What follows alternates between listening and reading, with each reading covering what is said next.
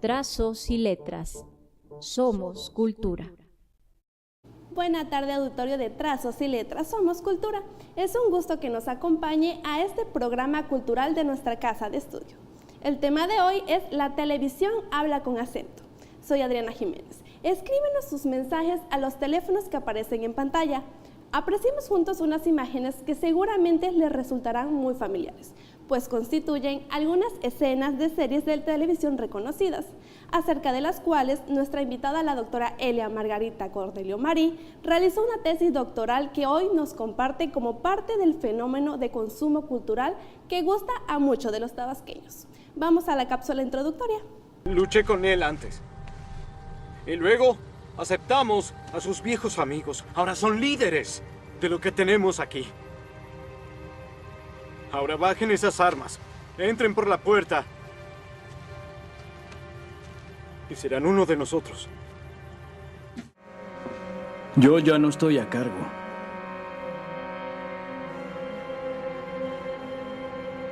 Niga no está. ¡Qué cosa tan loca! Este lugar es magnífico. Usted, señor, es especial. Espero que se trate de algo bien degeneradito. Tu? Se qualcuno si muove, se qualcuno dice qualcosa, caverò l'altro occhio al ragazzo, lo farò mangiare a suo padre e poi inizieremo. Potete respirare, sbattere le palpebre, potete piangere. Sì? Dama de honor Amy Farrah Fowler produce un video de detrás de la boda. Toma uno. Solo nos probamos vestidos. ¿Necesitas grabarlo? Perdona, ¿eres la dama de honor? Soy la novia. No la dama. Y acción. ¿Qué dices, Barry? ¿Cómo que tienes que ir al baño justo en este momento? Sheldon regresa en un momento.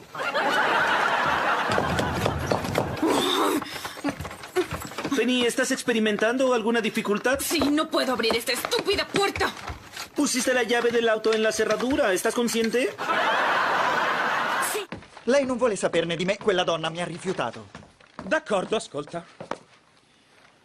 Credo che tu abbia le stesse possibilità di avere una relazione sessuale con Penny di quante ne abbia il telescopio Hubble di scoprire che al centro di ogni buco nero c'è un omino con una torcia che cerca l'interruttore della luce. Ya se encuentra en el estudio nuestra invitada especial, la doctora Cornelio Marí, quien también es profesora investigadora de la licenciatura en Comunicación en la División Académica de Educación y Artes. Adelante, maestro Hugo Angulo Fuentes, buenas tardes. Gracias, Adriana. Buenas tardes a todos ustedes por estar acompañándonos aquí en Trazos y Letras. Todos somos cultura. Y estoy muy contento porque estamos prácticamente reanudando las actividades aquí en nuestra casa de estudios, la Universidad Juárez Autónoma de Tabasco. Aún así, les deseo feliz año nuevo a todos ustedes. Y en este preciso momento, en este estudio, me encuentro muy bien acompañado con la doctora Elia Margarita, compañera de aquí de la División Académica y en la licenciatura en Comunicación. Bienvenida, Eli. Muchísimas gracias por la invitación y pues feliz año también a todos. ¿La rosca qué tal?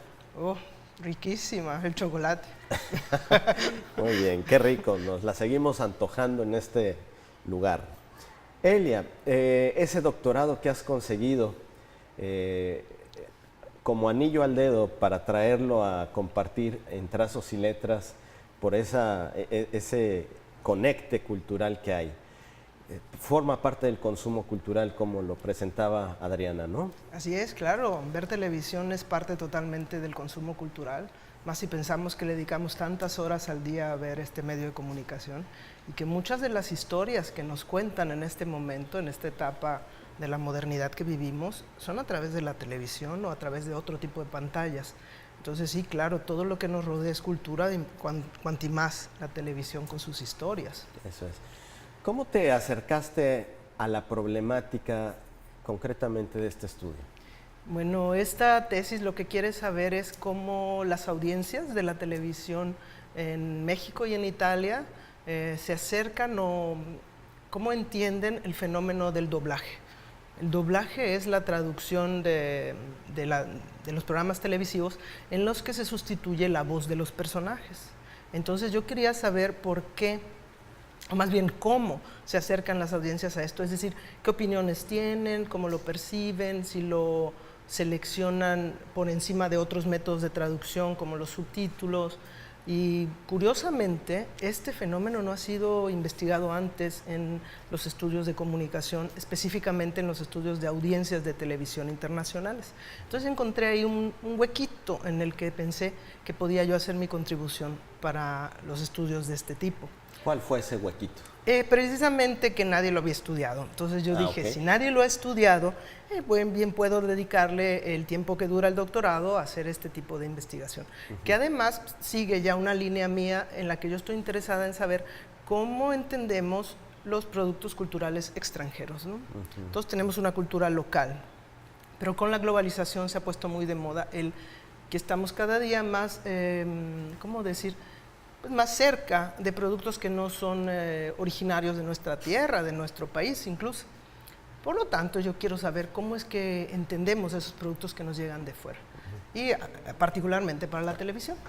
Comúnmente alrededor del doblaje de series o películas hay como que cierta distancia, ¿no? Como que al menos eso es lo que yo percibo a manera de supuesto, que la gente prefiere escuchar, ver un producto de ese tipo en su idioma natal. No, realmente hay una serie de cuestiones mucho más, ¿cómo podría decir? Mucho más, no sofisticadas, pero hay más sutileza en esta preferencia, y eso es lo que yo quería explorar. Esta preferencia que usted dice se relaciona mucho con el nivel sociocultural de la gente, que está a su vez relacionada con lo que se ha llamado el capital cultural, ¿no? ¿Qué nos gusta de la cultura? ¿Qué preferimos? Entonces, entre estas preferencias está el si queremos ver las películas con subtítulos y escuchar el idioma original, o si queremos relajarnos tal vez y ver las películas dobladas. Hay que reconocer que el doblaje, por ejemplo, hecho en México, hecho en estos países en Italia, es de los mejores que existen en el mundo. ¿Cómo saber si un doblaje es bueno?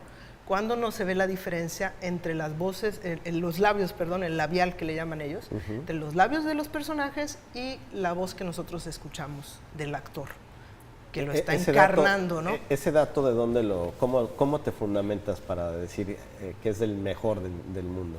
Bueno, ellos, los italianos, dicen que tienen el mejor doblaje del mundo, los mexicanos tenemos el mejor doblaje del mundo. Entonces, por eso me atrevo a decir que hay algo ahí de chauvinismo, ¿no? Pero en realidad se ve con ese tipo de características. Por ejemplo, el tamaño de las industrias. México es una industria de doblaje muy grande que incluso provee servicios al resto de América Latina o a la población hispanoparlante de Estados Unidos. Entonces, también esa capacidad que ha desarrollado como industria nos permite ver que han tenido un alto nivel de profesionalización. Lo mismo ocurre en Italia, lo mismo ocurre en Alemania, en Polonia, en España, que son los llamados países de doblaje. Entonces, si me atrevo a decirlo es porque pues existen muchos otros estudios que han certificado que sí, que estas industrias son las industrias poderosas del doblaje en el mundo, ¿no? Como investigadora, ¿fue buscar ese huequito para encontrar la distinción o para encontrar el aporte en la investigación, o algo más tiene que ver contigo el doblaje? Ha sido un camino mucho más interesante que solo ser aprovechada, ¿no? Y ahí me encontré este huequito y ahí voy a hacer la tesis. En realidad, le quiero contar que yo tiene muchos años que estoy estudiando esto de, primero, cómo los niños entendían los programas norteamericanos, ¿no? Hice la tesis de maestría sobre eso, y después, haciendo la tesis de maestría, es donde descubrí el doblaje. Descubrí, entre comillas, ¿no? Porque ya lo han estudiado antes. Entonces dije, bueno, pesa mucho este factor. Y después, siguiendo ese camino, llegó a la conclusión de que sí pesa, pero no le han dado el peso requerido en los estudios. Entonces dije yo, bueno, me animo, ¿no? Vamos nosotros a aportar. En la ciencia todo es aportar un granito de arena, decían en un seminario hace poco, pero en la punta, aportar un granito de arena, pero en algo que no se haya hecho. Así es, así es. Entonces, la metodología, más bien el trabajo de campo, ¿cómo lo realizaste? Bueno, yo para este trabajo entrevisté a 25 personas, más o menos la mitad hombres y mujeres, más o menos la mitad en Italia y la mitad en México, y tuve la oportunidad de ir a 6 ciudades. Como soy de aquí de Villahermosa, orgullosamente, varios de los entrevistados son de Villahermosa, pero también entrevisté a una persona en Chetumal y entrevisté 4 personas en el Distrito Federal para darle un poco de variedad a la cuestión local, porque es muy importante para la interpretación de un texto extranjero.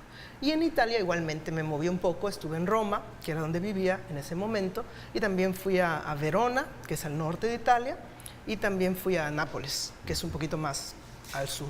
Entonces se hizo el esfuerzo de moverme, de no quedarme ni en el barrio, ni en el, ¿cómo decir? ¿Te dejaste sufrir? No sé si sufrir, pero en realidad se sufre. una de estos viajes representó 8 horas en tren, ¿verdad? El mismo día, entonces no está tan... Pero bueno, tan regalado. Tan regalado. Pero fue extraordinarias experiencias con gente que recluté a través de Facebook. Ahora sí que yo puse un anuncio y le pedí a mis amigos que me ayudaran a enviarlo. Y fue así como llegué a gentes desconocidas y también algunos fueron conocidos, colegas o bien pues amigos incluso, aunque tuve ciertamente mucho cuidado del que no fueran amigos demasiado cercanos, porque la influencia es siempre algo que tenemos que evitar en la investigación, lo que se le llama el sesgo. Estamos a punto de ir ya al primer corte promocional. No sé exactamente cuántos segundos nos queden, 40 segundos. Muy bien, muchas gracias. Pero bueno, lo que quiero es que en cuanto regresemos, sigamos profundizando en el asunto de los hallazgos ya, que es la aportación, las conclusiones, que sin duda serán muy relevantes para todos nosotros. Vamos al promo, enseguida volvemos, estamos en Trazos y Letras, somos cultura.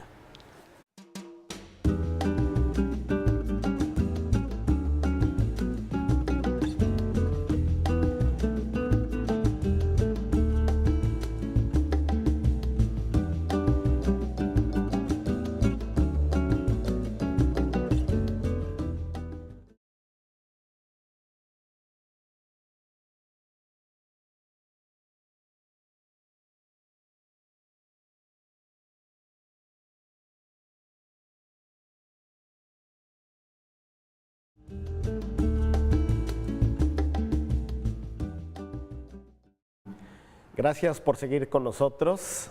Encantado de compartir con ustedes temáticas tan importantes, tan interesantes como la que hoy se aborda, la televisión tiene acento, para que vean que en la cultura también hay investigación y mucha seriedad al respecto. Doctora Elia es nuestra invitada especial en esta tarde y vamos a continuar. En el corte quiero decirles que estábamos conversando sobre todo ese recorrido que tuvo que hacer. Yo le pregunté si no hubo por ahí alguna entrevista a profundidad en línea. Me dice lo siguiente. No, pues la evitamos, le decía yo, evitamos las entrevistas en línea en esta ocasión porque la riqueza que hay del encontrarse dos seres humanos, todo este cúmulo de datos, ¿no? De cómo va vestido, cómo se mueve, cómo se expresa. Esto es datos importantísimos para la investigación cualitativa. Entonces yo, por ejemplo, terminando una entrevista llenaba libretas y libretas de notas de campo y también obviamente se grababa y se transcribieron. Fueron casi 200 páginas de transcripciones. Entonces te la pasaste viajando y eso significa que la tesis costó. Pues sí, gracias a tiempo, dinero y esfuerzo. Así es, pero la Universidad Juárez Autónoma de Tabasco me apoyó con una beca y un permiso para estudiar el doctorado. Igualmente la Universidad de La Sapienza, que es donde hice el estudio, también ellos apoyaron, entonces fue posible realizarlo. Muy bien. Los resultados Bueno, una respuesta es exploratoria todavía, ¿no? Porque con 25 personas en países que tienen 60 millones uno y 120 el otro, es obviamente imposible generalizar esos resultados. ¿Cómo es el cualitativo? Entonces, lo que encontré, primero que nada, es que al momento en que nosotros decidimos ver un programa de televisión, o sea, consumir ese pedacito de cultura, tenemos, por una parte, que interpretarlo, pero por otra parte también que usar el medio. Esto lo dijo Roger Silverstone. Entonces, decía Silverstone, cuando tú usas la televisión, es dónde la colocas en tu casa, con quién la ves, a qué horas, y luego la otra parte, cómo la interpretas, es qué entiendes de ese contenido de la televisión. Y yo encontré que efectivamente el doblaje es un factor que incide en ambas partes. Por una parte, tú escoges qué método de traducción quieres utilizar. Hay gente que, como usted dice, no soporta el doblaje. Y otras gente las que están muy cómodos o incluso lo prefieren y le toman cariño a las voces de los actores de doblaje. Eso encontré durante muchas de las entrevistas. Yo trabajé con 2 series, The Walking Dead y The Big Bang Theory. The Walking Dead es la de los zombies y The Big Bang Theory es la comedia americana esta de los científicos, ¿no? Entonces, sobre todo los que veían The Big Bang Theory en México, odiaban y aborrecían el doblaje, porque decían que el doblaje lo hacía parecer a los personajes un poco más tontos de lo que en realidad debían ser. Y esto a ellos no les hacía ninguna gracia. Mientras que en Italia el doblaje de The Big Bang Theory respetaba muchísimo más el nivel de ciencia, el nivel de tecnología, o sea, lo que se mencionaba de tecnología. La documentación. Toda la parte de investigación que venía detrás. Y esto, por lo tanto, hacía que los públicos italianos se sintieran identificados con el producto doblado. En cuanto al otro programa, pues el doblaje no era un factor importante, porque como es de matazón y que va a salir la sangre, que el zombie, entonces obviamente no importa tanto lo que se dice. Y entonces me encontré que tanto en México como en Italia era bien aceptado el doblaje. No lo querían ver en doblado porque se tardaba en estar listo. Cuando uno tiene que doblar un programa, se tarda meses en tenerlos listos. En cambio, el subtitulaje se hace en una noche. Entonces, ese también era otro factor, y que qué tan disponible estaba el programa dependía de lo que la gente podía esperar o no quería esperar para ver el programa, ¿no? ¿Qué otra cosa? Una de las cosas más interesantes que salieron de la tesis es cuando hice el análisis de comparación entre los 2 programas. Resultó que en México e Italia, la comedia se trataba un poquito más de acercarla a la cultura local, mientras que el programa de horror se mantenía mucho más cercano a su cultura de origen, o sea, a su cultura norteamericana. Y bueno, pues estos son puntos de partida en realidad para continuar explorando, porque le digo, es un fenómeno muy complejo, ¿no? ¿Cómo fue que elegiste estas 2 series, particularmente? Bueno, tenía yo una serie de requisitos. Un requisito era que estuvieran disponibles en versión doblada, tanto en México como en Italia. No todas las series están dobladas en ambos países. Y el otro fuera que estuvieran disponibles para ver en los 2 países y que estuvieran en producción y tuvieran un alto nivel de popularidad. Y yo cuando hice el estudio, que fue en 2015, en el verano de 2015, estas 2 series estaban en lo máximo de la popularidad. The Big Bang Theory estaba, creo que en su 7ª temporada, y The Walking Dead creo que estaba terminando la 4ª, empezando la 5ª temporada, y era una cosa impresionante la cantidad de gente que realmente seguía estas series. Y otro requisito que es no menos importante, que estuvieran hechas en Estados Unidos o que tuvieran elementos culturales de aquel país.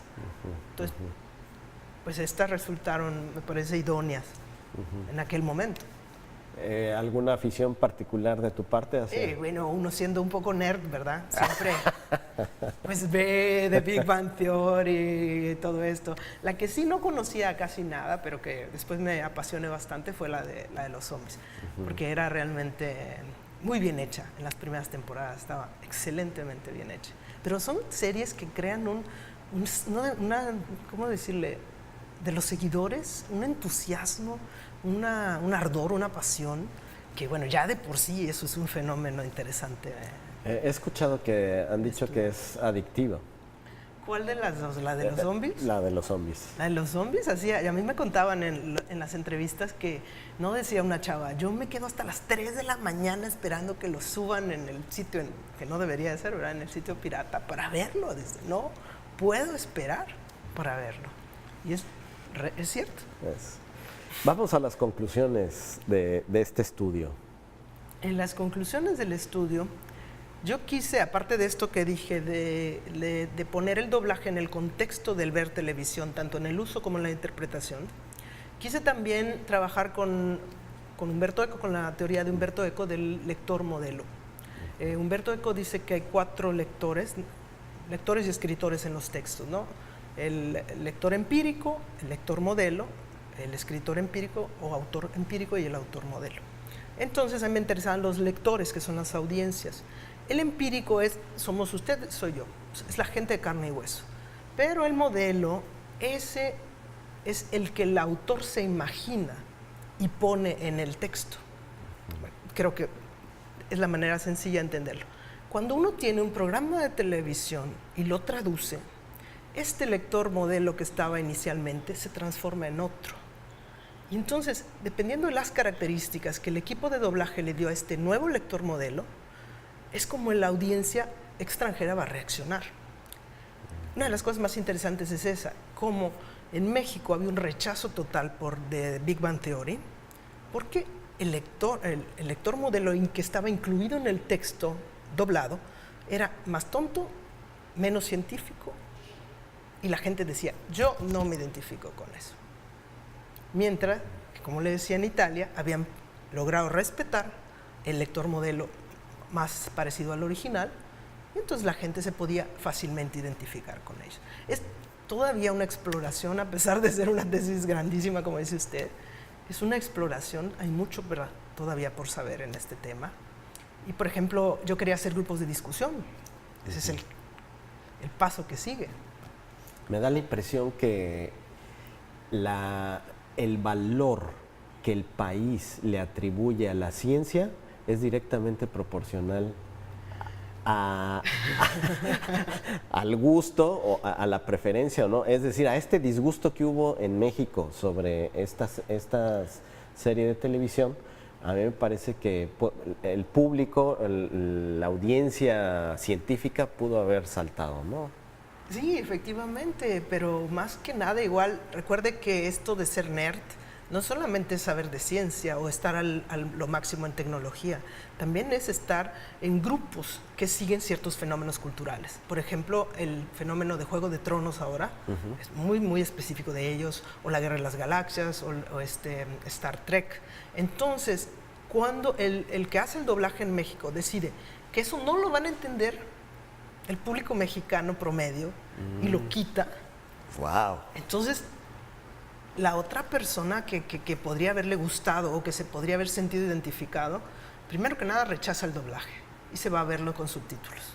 Entonces ahí ya hay un fenómeno interesante. No sé si supieron, pero uno de los canales que pasaba esta serie, cuando hubo un cambio tecnológico, decidió doblar todas sus series al español latino y provocó un gran escándalo. La gente en las redes sociales estaba muy decepcionada, no querían ver Amigos, querían ver Friends, no querían ver la teoría del Big Bang, querían ver The Big Bang Theory.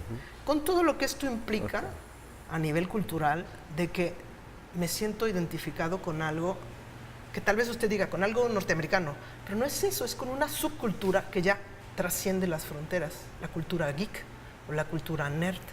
O bien la cultura que se identificó con Friends hace 20 años ya, o incluso menos, ¿no? Wow. Entonces, todo eso está ahí sin salir, por desgracia. Entonces, como ve, con las cositas esas sigo trabajando, sigo releyendo y espero salga algo interesante. Estamos ya prácticamente a 1 minuto de terminar. Okay. Si en 3 palabras pudieras decir tu satisfacción sobre este trabajo y quizás las expectativas, ¿qué podrías decir antes de irnos? Creo que fue un trabajo apasionante. es una pasión para mí el poder continuar con esto. Creo que así lo podría definir, ¿no? Y seguirle, ¿no? Sí. Un estilo de vida. Muchísimas gracias.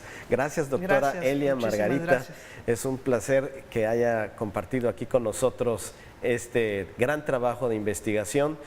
Diría yo que es el primer trabajo de investigación relacionado a cultura que presentamos aquí en Trazos y Letras, lo cual me hace sentir muy contento. Muchas gracias. Muchas gracias. Hasta la próxima. Esto es Trazos y Letras. Nos veremos el próximo martes.